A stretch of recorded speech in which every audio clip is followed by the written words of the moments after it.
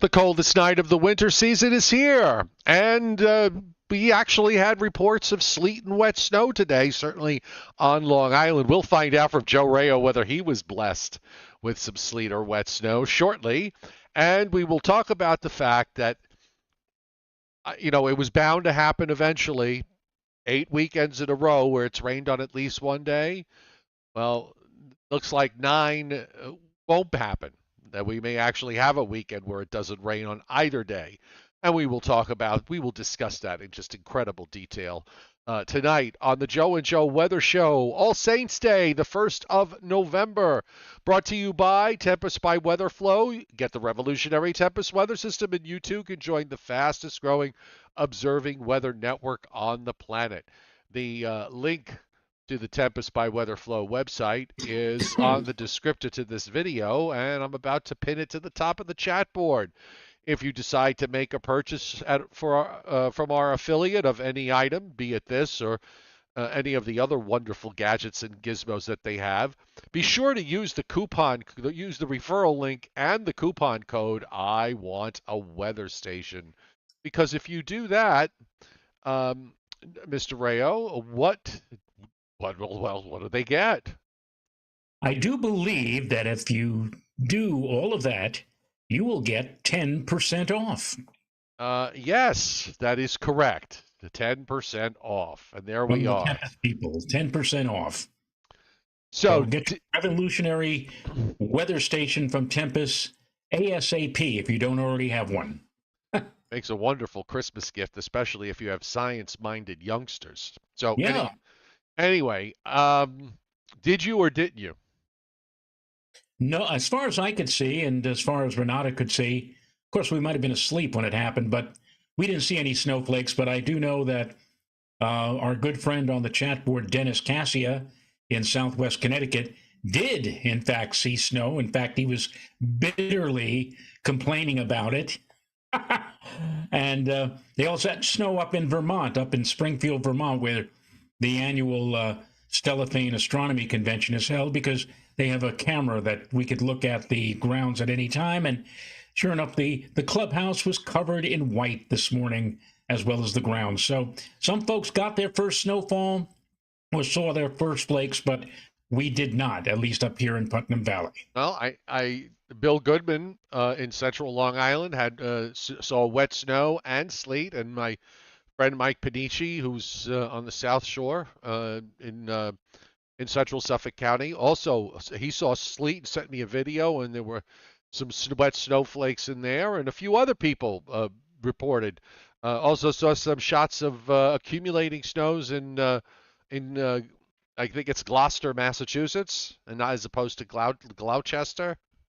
I think it's Gloucester, because I think in South Jersey I don't even remember. Is it Gloucester or Gloucester in South Jersey?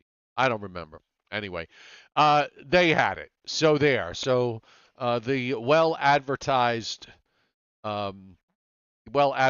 cold is here. I'm going to be very interested to see how cold it gets. By the way, 28 was my low this morning. 40. And I do want to just interrupt here on the chat board. Sal Patchy said, Joe Rayo, we did have snow. Taconic Parkway at Route 301, which is right up the road from where I live, had snow, but at 5:50 a.m. Sal, I salute you for being up at 5:50 a.m. I was watching the Inside the Eyelid show at 5:50 a.m., and so I missed it completely. So there you go. I got to 28 this morning. My high today was 46. We had I would say occasionally some gusty wind. So this morning out at the dog park, but it was a challenge because of where the park sits. It sits in kind of a valley. So this time of year, the sun doesn't gets high enough in the sky until after 10 o'clock in the morning. It doesn't rise. It barely rises at 8 o'clock in the morning. So it doesn't get high enough to for you to get any kind of sun. Because if you're standing in the sun down here, even on a cold day, it really does take the sting out of the air pretty quickly. But the sun didn't reach the ground, so to speak, in that where the park is until about 10:15. At that point, I was cold, so I just went home. But it was a cold day, and it's 37 at the moment. I just looked outside, looked at my thermometer. It's Uh, about 38 degrees here, so we're neck and neck. But you made it into the 20s before we did up here yes, in Putnam Valley. and this is, by the way, Atlanta. I learned this today. So Atlanta, if Atlanta gets down at that, this is at the airport, which is actually south. It's about a half an hour south of town. But using the airport observation, if the airport gets to 32, it will be the fifth earliest freeze on record. So And all of a sudden, and then one of the national news shows tonight, all right, it was the CBS Evening News. They're saying all of a sudden it's gotten cold.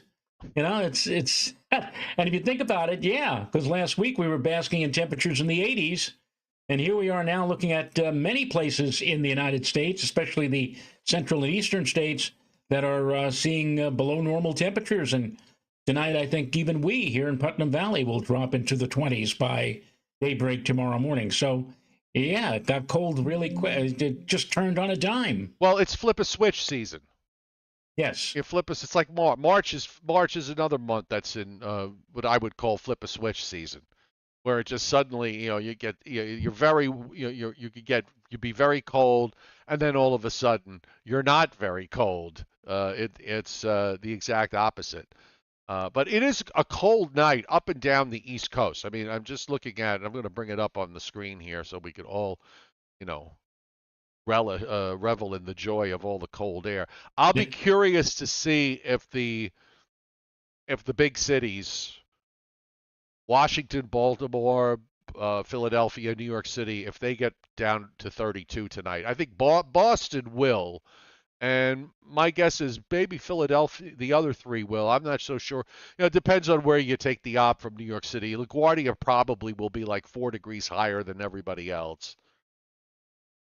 Well, Renato on the chat board pointing out that our low today so far 37, and yet right now it's 37. And I think the coldest we've been so far this season is 36. So no question that this is the coldest night of the year for at least where I am in Putnam Valley. And I'm fairly confident that we're going to see temperatures before morning down in the 20s, maybe, oh, I don't know, 27 or 28 or thereabouts. It's going to be a hard freeze tonight. No question about that. Yeah, I'm just I have the digital forecast lows, upper teens in northeastern New York and also up in northern Maine. 20s go all the way down through Virginia. I mean, obviously it's warmer along the coast, but just inland. I mean, you don't even have to go that far inland. We've got 20s and low 30s all the way down into south, even into North Florida. Joe, temperatures are going to get down into the 30s. This is a really for late the end of October, beginning of November, definitely a cold air mass. Atlanta's forecast to get to 31. The surrounding areas down to the mid 20s. So they got a low of 25 for me. Nashville 28. Knoxville 24. Just running up the coast. Richmond at 30. Washington 32. Philadelphia 34. That's LaGuardia on here. That's the 36. 28 in Poughkeepsie. Hartford 25, and Boston, I guess that's Logan, whatever that is on the coast is 33, but then just west of Boston it's 28. So go figure. I'm assuming that's Logan with the 33, and it's cold. Although back over in the Midwest, they kind of had their coldest day, their coldest night last night, but they're still going to be down in the 20s tonight. Chicago 32, but everybody else surrounding there in the 20s. In Texas, 20s and low 30s. So, and of course, the Weather Service has got freeze warnings again tonight. From now, they don't have Northeast New. Yeah, they must. I think you're right, Joe. They must have decided. I'm thinking for some reason the the ag forecaster that I've watched some of his videos was talking about the fact that 35 degrees for the agricultural folks is an important number because if it's down to 35 at the air temperature, it is conceivable, depending on the situation, that the temperature close to the ground is 32. So maybe they've decided that 35 is the threshold for shutting off the growing season. I don't know. I'm just taking a guess here. Well, I looked at on my Facebook memories page. I saw that just a year ago there were freeze warnings up for Orange County and Rockland and my County, Putnam County, and I'm saying to myself, but wait a minute, that was a year ago, November the 1st. I mean, why don't we see that today? And apparently, I guess they determined, maybe you're right, Joe, maybe at 35, they said, well, that's it. The growing season is done. We did have a frost advisory just a couple of nights ago, though, in Putnam County. I don't know. I really don't know. But if you go to the National Weather Service New York City map and you see that Orange and Rockland and Putnam and Points North don't have any advisories, you say, oh, well, I guess there's not going to be as cold up there. No, it's going to be just as cold, if not colder. It's just that they figure, well, there's no use in warning anybody about frost or freezes Right. anymore. If they haven't taken their plants in by now, tough toenails Exactly. are hard to bite. But anyway, freeze warnings down through the. We had. I don't know why they went to a second night of freeze warnings here in Georgia, in North Georgia, because we were below freezing this morning, and this is actually the third time we've been below freezing. But they've got freeze warnings up and down the coast, and then west across the Gulf states. Just the only places that don't have freeze warnings tonight are right along the immediate Gulf Coast. So the Florida Panhandle, southernmost Alabama and Mississippi, southeast Louisiana, the south shore of Lake Pontchartrain points southward, all but probably above freezing, and then and significantly above freezing. But you go to the North Shore and you go up into Mississippi and the rest of the state of Louisiana and northeast Texas. Down to 32. We've got a few winter weather advisories up in northwest Wyoming, and that's that. And other than some warning for fog out in the northwest, there really isn't too much happening. No major storms coming in. There's some off the west coast that will bring heavy rains there, but as far as the rest of the United States, it's a quiet start to the month of November, Joseph. And I noticed that the pattern over the next 10 days or so is what I would describe as sort of an in and out pattern where, we get a trough in the east that brings cold air and then it pulls out and then it warms up a little bit, but not like what we saw last week. Then we get another trough in the east and it gets cold for a couple of days and the trough pulls out and then it warms up a little bit and on it goes. So that's kind of where we're at here at the beginning of November. Yep, that seems to be, but it'll also be a gradual moderation. We're going to have just as cold a night tomorrow night as we will see here tonight, and then Friday we'll start seeing a moderation in temperature, and by the time we get to the end of the weekend, it will be at or above the norm. We'll actually be seasonably mild for the latter part of the weekend, and you're absolutely right, Joe. First time in 9 weekends. I think we're going to be able to string both Saturday and Sunday as 2 dry days, and it's been a long time in coming. Barry Goldberg hits the super chat tip jar tonight nicely. Thank you, Barry. He says thank us for making the show interesting. Okay, now that cough was not intentional. I'm actually got a piece of dust in my throat. And informative, despite the weather being so boring. Yep, we try. Believe me, it's hard when there's not a whole lot going on. Much of the country today, nice weather though, sunshine. So that's if it's going to be cold down here in the south, let the sun be out because it does make it feel better. And you can see the clouds are pouring into the Pacific Northwest now with this storm that is offshore that's going to be bringing some rather significant rains. If we take a look at what's on the radar, we are going to see that in the east, the rain that was along the coast and in some areas inland and in some cases mixed with sleet and wet snow. It's pretty much done, except for over Nantucket and Hyannis, and out it goes. We still have some lake effect snow showers coming off Lake Ontario in north central New York and around Syracuse. Looks like a little band going through Syracuse at the moment. And in southwestern New York and parts of northwest PA, we've got a few snow showers there. Otherwise, the radars are pretty quiet. A little bit of stuff aloft in Wisconsin, a little bit of stuff aloft in North Dakota, and now here comes the big rain into Washington and Oregon. Pretty solid looking radar there as that next system comes into the northwest. Mr. El Nino would be saying that rain should actually be in California Right. and not up in Washington and Oregon. So uh, again, things are not happening the way you might think they're supposed to happen, given the kind of pattern we're supposed to be into, supposedly in.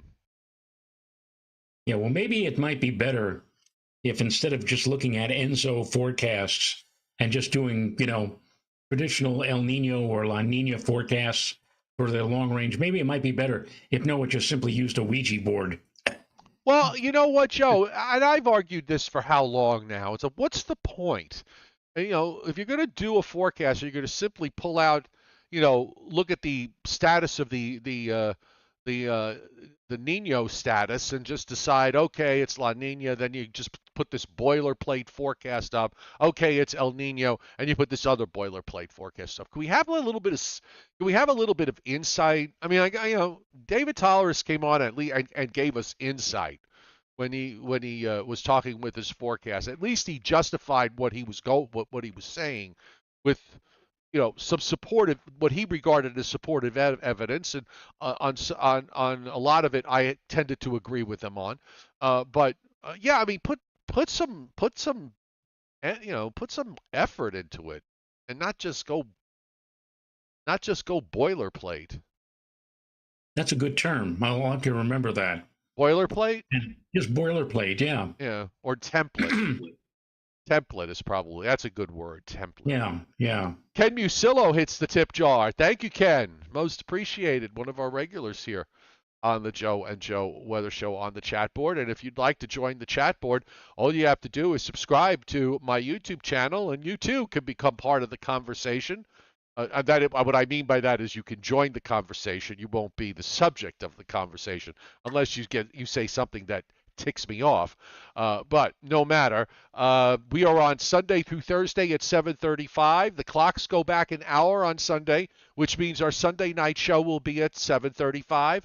I saw somebody talking about this earlier. We don't roll back the clock here we kind of stay on whatever the actual time is. So 7:35, Sunday through Thursday, Friday and Saturday we're off. And if you like the Joe and Joe Weather Show, do by all means hit the like button. We like it when you like our show. Rainfall the next 7 days. Now we're going to be dry through Sunday. I think that's a given, correct? Absolutely.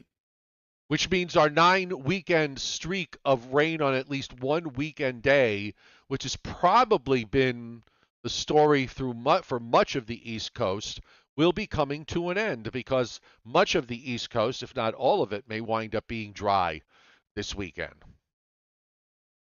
I'm just looking at Helen Bertona, just came up on the chat board with a super chat, and she said she had snain all morning. Oh, well, very good. When I saw the SNA, I thought she said she had snail all morning.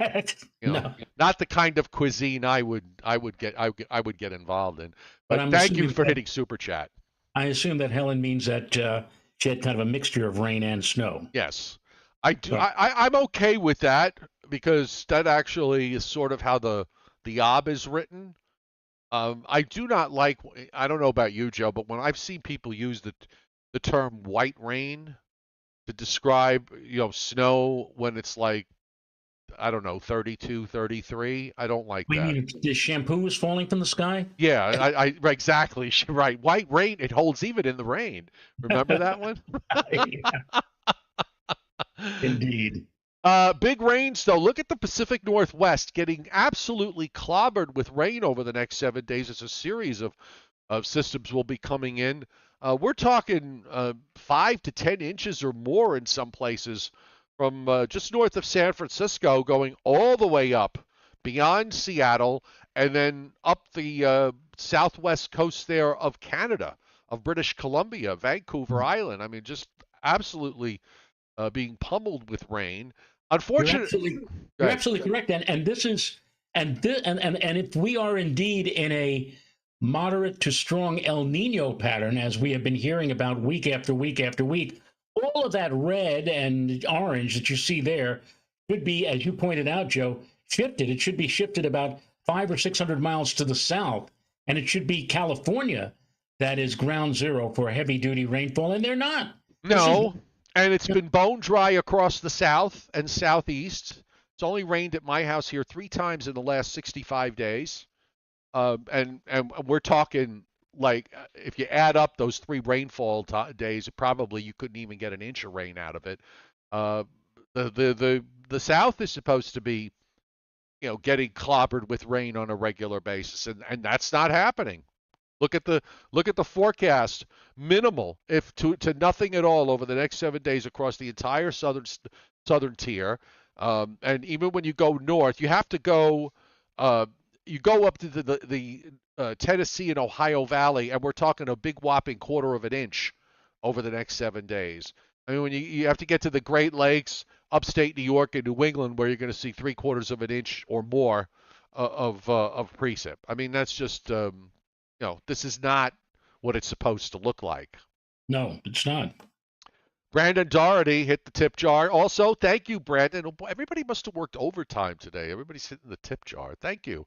Thank you for hitting super chat. Most appreciated. You know what? While we're talking about this El Nino, let me bring up, see what we can come up with, because we were looking at when we were talking about this with Mr. Tolerus. Uh, we were looking at the actual water temperature charts from the OPSO. I think it was OPSO, yeah. So there you have it. And you know what, Joe? I'm just looking at this, and these are the anomalies. First of all, I love look at these pulse, these like eddies that are pulsed in almost a straight line uh, from the coast of South America right along the equator. And then, there are dark spot anomalies, and there are little gaps. Dark spot gap, dark spot gap. And those dark spots get sort of fade a bit as you move out toward Hawaii. Meanwhile, and this was something that Dave pointed out, we still have this pool of cool water around the Hawaiian Islands that extends all the way back to Baja California. And he argued that cold pool is preventing this El Nino from really overpowering the Pacific, the tropical and subtropical Pacific. So it was like that last week, and it's still there. And meanwhile, the other part of this is you still have this cold pool that's off the coast, a small cold pool off the coast of the Pacific Northwest, and you've got above to much above normal temperatures for the rest of the Pacific going all the way up into the Bering Sea and beyond. So that's hasn't really changed very much. This is kind of looks like the map we looked at over a week ago. It looks the same to me. Yeah, it's again certainly it looks a lot more like a La Nina pattern almost. That's a funny thing. We had like what 13 atmospheric rivers smash into California in January and February, more reminiscent of an El Nino pattern instead of a La Nina pattern last January and February. And now we're looking at a pattern that looks a lot more like a La Nina pattern than an El Nino pattern. Maybe somebody's gotten things screwed up, in the analysis here, but Yeah. I don't know. Well, we'll check on this from time to time as we go forward. Meanwhile, our friend, the North Atlantic Oscillation, or the NAO, is every last several days it's been about the same. We're about one standard deviation, or soon to be in another day or two, one standard deviation negative, and then we kind of edge up to the neutral line, but barely get there at the end of the forecast period. Looks like half the members are above it, half the members are below it. So there's a spread. It's not a big spread, though. We go from +1 to -1. So there's been a tendency, I've been saying this every day, I'll say it again, there's been the long-term trend going back to June, late June, is for the NAO to be mostly negative, and that continues to be the case. This is one of the more transient indices that tends to flip-flop every couple of weeks, but we seem to be in a place right now where it doesn't want to flip-flop. So I'll be curious, a month from now, Joe, if we're sitting with a positive NAO, I am not that will not I will not be happy. I'm sure that a lot of the people on the chat board who are, I know, winter weather lovers are hoping that we'll have something different to look forward to this year as opposed to the last 2 or 3. So far, everything seems to be starting off differently, right? Oh yeah, yeah. We've been saying that. I've been saying that. The script this year, at least as of late October, early November, the script is much different than what we've had in previous years. So, and again, I've been saying that the fact is we had a paucity, if I may use a $5 $5 word, word. a Yes. paucity of snow at Central Park last winter, and always when we get one of those kind of winters in Central Park, the very next winter turns out to be quite a different story. So I'm banking on just looking at it from a numerical or statistical point of view. I think this year we will see quite a bit more of the white stuff fall in New York City as opposed to last year. Yep. Leon Probitsky hitting super chat tonight. Thanks, Leon, for banging the tip jar. He's sitting in Lindenhurst waiting for his temperature to go below 32 tonight. We shall see. Meanwhile, just looking at the pattern, we said it's an in and out pattern with this cold high coming down. The core of that cold air is tonight. The high moves to the Virginia coast tomorrow afternoon. Wind starts to turn to the west. And we're going to slowly warm up. So tomorrow, I'm thinking tomorrow, Joe, probably 40s to near 50 should do it for most places, I think. And then we should be into the 50s on Friday with a fair to a good deal amount of sunshine. And Saturday, to me, that's when we probably will start to break over 60. I don't think we're going to go much higher than lower or maybe middle 60s in some places by the time we get to Sunday. This first low that goes by to the north, that keeps the cold front with that doesn't make it here. So there's no rain in the forecast for Saturday. There's no rain in the forecast for Sunday. Now, there might be some rain way up in northern New York and northernmost Vermont, New Hampshire, and Maine, but then that goes out. And then you've got some of this energy that's just going to back it up to right now. You see the area of rain coming into the northwest, and then you have another area, a wave of rain coming in on Saturday. So that first wave is this weak low that moves across the lakes. The second wave is then moving eastward behind it. Now, this one might push a cold front through sometime Monday night or early Tuesday. I'm going to switch to the 18Z run now and follow that one along. So just to make sure there's no rain on Sunday. Nope, no rain on Sunday. So there it is. And then you see these waves of systems coming into the northwest. Now then on Tuesday, you've got another wave that, Joe, that here's the first one. The second one pushes a cold front just about to us. And then there's another wave behind that goes by. And then once that goes by, it turns colder for the second half of the week. The model for days has been trying to make something around the 10th. 9th or 10th. Now it says no, there's a wave that comes out on the 8th, and there's not much room for anything after that. So anyway, again, it's the 18Z run, so who knows? And then after that, another in and out, cold air comes in, goes out, warms up. We get rain, cold front, that goes through. Then it looks like there's another push of colder air that comes down from Canada toward the latter part of the forecast period. So it's as you described it yesterday. It's a reason. It's a fast moving pattern. Things are just going to go every couple of days. We're going to probably see go from one extreme to another, and I think that's the best way to look at it.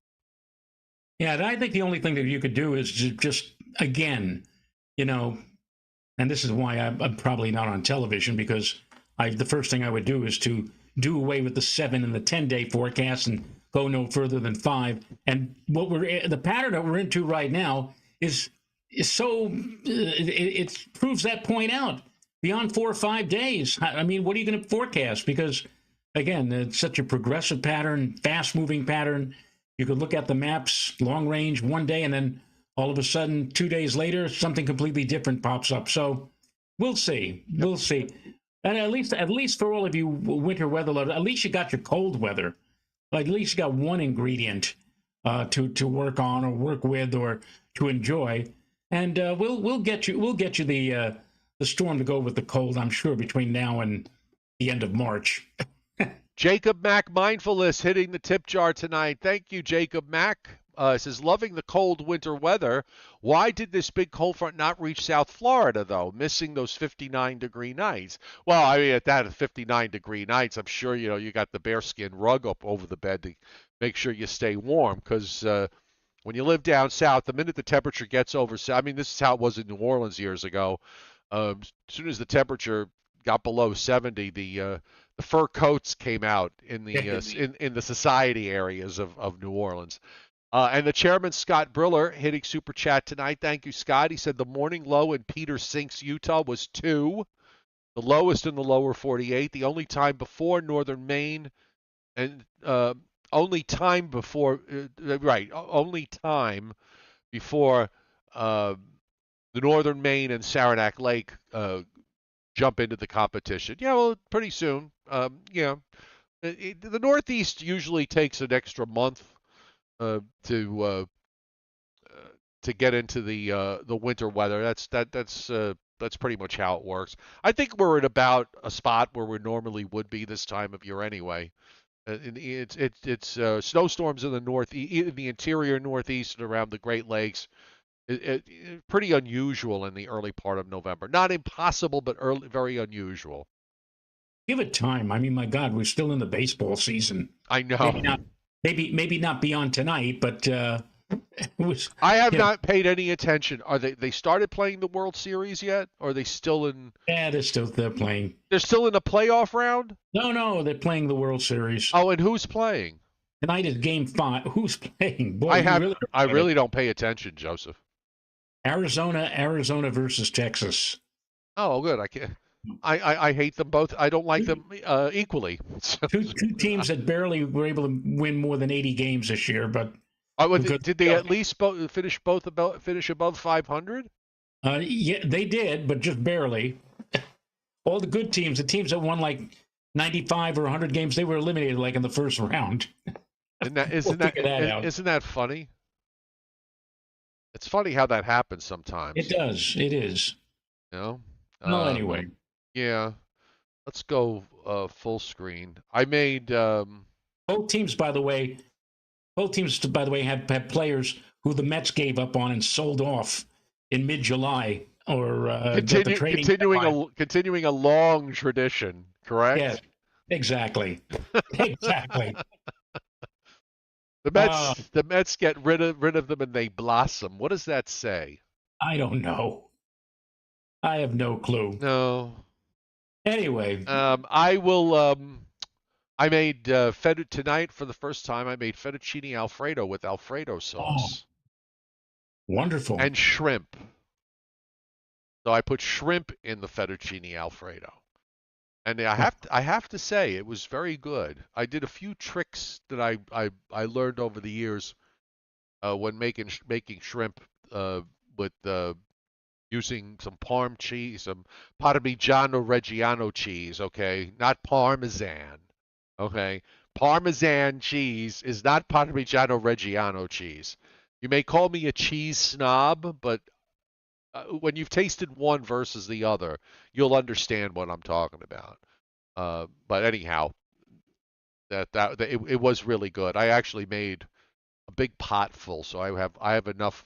I gave some to my neighbor, and I have leftovers now for um for the next couple of days. So I'm happy. I'm a happy camper. Yes. Uh, So do we have Driller? I have Driller Jeopardy tonight, I would believe. you mind terribly because I do have some personal issues that I have to handle. So uh, perhaps we can not do Briller Jeopardy tonight and hold it for tomorrow night. And Understood. if not tomorrow night, then certainly by the time we come back on Sunday. So Okay. all right. So we are going to wrap this up. Let's see. Christina Petey says, I make a pretty damn good Alfredo sauce. I use block parm. Okay. I assume that's ought to be Giano Reggiano and Asiago cheese. Now you see, here's the thing.